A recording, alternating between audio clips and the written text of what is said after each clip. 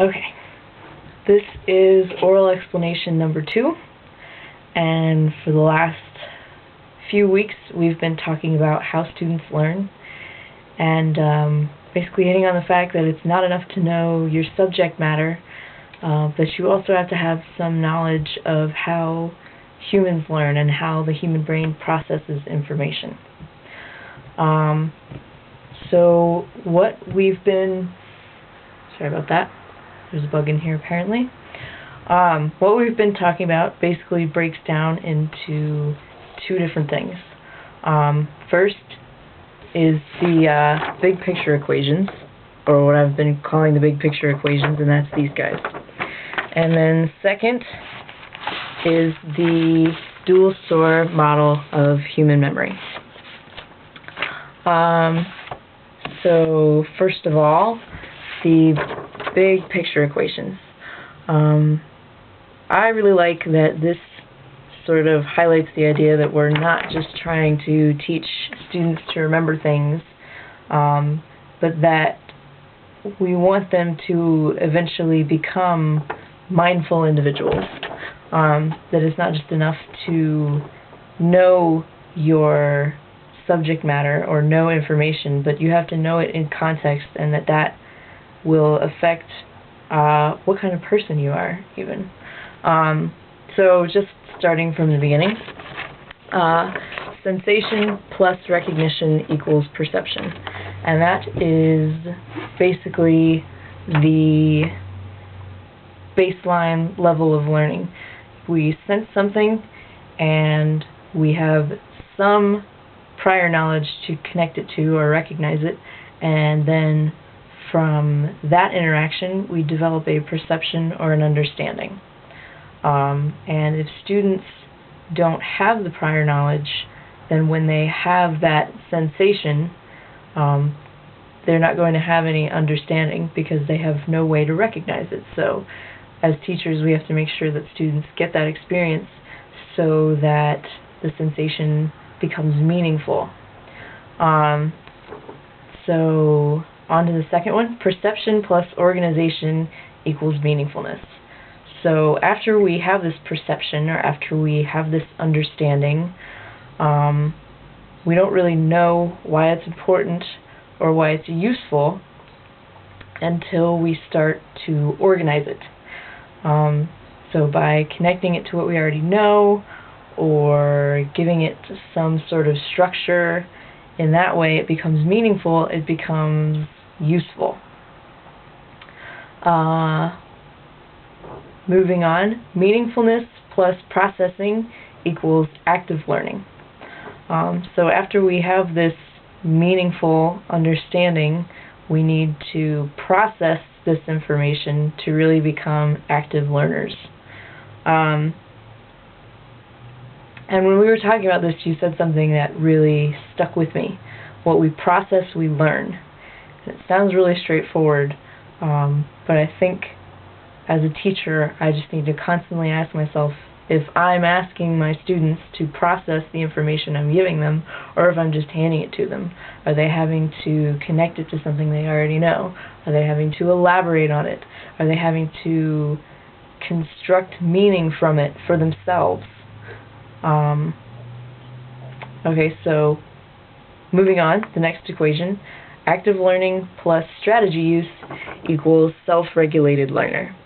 And self-regulated learning, I feel like that is a skill that you have to develop over time. So as teachers, we need to give our students opportunities to be active learners, as well as practice their strategies, practice using their strategies, until they just start to develop those habits over time and they start to become self-regulated learners. Self-regulated learner plus the big picture equals a mindful individual. So we need to be able to put the information in context. What's the purpose of it? What is the student actually moving towards by learning this information? And a mindful individual is the outcome that we're looking for. because a mindful individual is someone who can appreciate the gray areas of their subject matter and see differing viewpoints, and reorganize or reassess the knowledge that they have when they come upon something that doesn't jive with what they already know. So mindful learner is the outcome that we really want to work towards. So that is my spiel on the big picture equations. Moving on to the dual store model of human memory. It has 3 components: sensory memory, working memory, and long-term memory. Sensory memory is your gateway. Anything that you perceive, see, touch, hear, taste is coming in through sensory memory.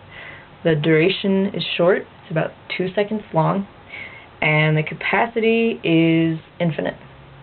And from sensory memory, we either choose to pay attention to the stimulus or it gets lost. And if we choose to pay attention to it, then it moves to working memory, where you have to work with it. And in working memory, the duration is about 20 seconds. And at that point, we have to either do something with it, manipulate the information in some way, or it also gets lost.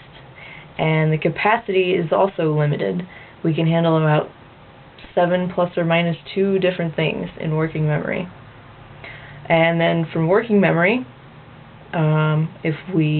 within those 20 seconds, if we encode the information, then it moves to long-term memory. Otherwise, it gets lost again. And in long-term memory, the capacity is unknown, and the duration is infinite. So that brings me to my next point. Working memory. The human brain has a natural bottleneck. So in sensory memory, our capacity is infinite. And in long-term memory, our capacity is unknown, but it's very large, at least, so far as we know. But then in working memory, we get this traffic jam. So we can sense a lot and we can remember a lot, but when it comes to actually processing or manipulating information with our minds, that takes a little bit more energy and we really get stuffed up. So as teachers, we need to be aware of the natural bottleneck, and there are a few things that we can do to help alleviate cognitive overload in our students. And the first is chunking. So we can only handle 7 plus or minus 2 things. So if we give students a huge list of discrete facts or disconnected bits of information, we're going to actually increase their cognitive load, whereas if we gave them a list of discrete facts that was meaningfully organized into 7 different categories, that's going to be much easier for students to process and understand. Another way to help with our natural bottleneck is to make it meaningful. When we help students attach new information to what they already know, this alleviates the load on the working memory. And finally, practice. When we give students the opportunity to make certain skills automatic, we are giving them the opportunity to decrease the load on their working memory. So a good example of that from class was the Pledge of Allegiance. And when you first started out, the Pledge of Allegiance was this huge paragraph of words, and it was overwhelming when you were a kid. But as you practice it more and more over time, instead of being a huge list of words or a huge paragraph of words, it just turns into one pledge. And you can remember that one pledge. So by helping students make their skills automatic, we make it easier for them to learn new things. Which brings me to my application. And I guess what this really had me thinking about was our engineering program. I'm currently doing some research with engineering education, and they're looking at problem-based learning and whether or not our current engineering pedagogy is really as effective as we wish it was. So if we talked in class about how experience is the basis of learning, so within the engineering program, if we're doing a lot of lecture-style classes, will that really provide students with the experience that they need to really learn what it is they're going to be doing as engineers? So I think right now that's one of the bigger questions, especially since we also talked about the fact that we need to teach students the information in the way we actually want them to use it. So as engineers, when they go out into the real world and handle real-world situations, they're not going to be sitting at a desk listening to someone lecture at them. They're supposed to be using this knowledge and applying it. So are they really getting those opportunities right now? And tying it back to the big picture equations, I really think that to understand the bigger picture as an engineer, then you'd really need the opportunity to experience the gray areas, or the subtleties of your domain. When someone just hands you the information, it's hard to really understand that a lot of the answers aren't just going to be black and white. So I think what they're looking at now with problem-based learning would help students get those experiences that they would need. So I think that applying the big picture equations and the bottleneck issue to the engineering situation, problem-based learning would help a lot. For one thing, with problem-based learning instruction, when they allow the students to practice problem solving that often, then the problem solving skill within their domain starts to become automatic.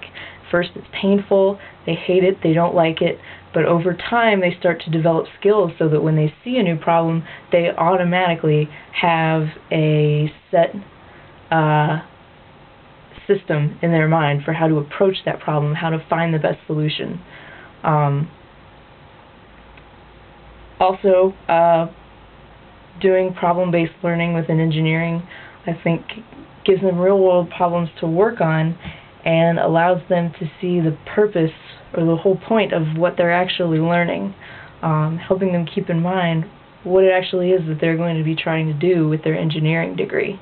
And also, in problem-based learning, I think students would get more opportunities to have to reassess their own knowledge and assumptions. They're going to come upon more things that are going to challenge what they think they already know, which is a good skill to have.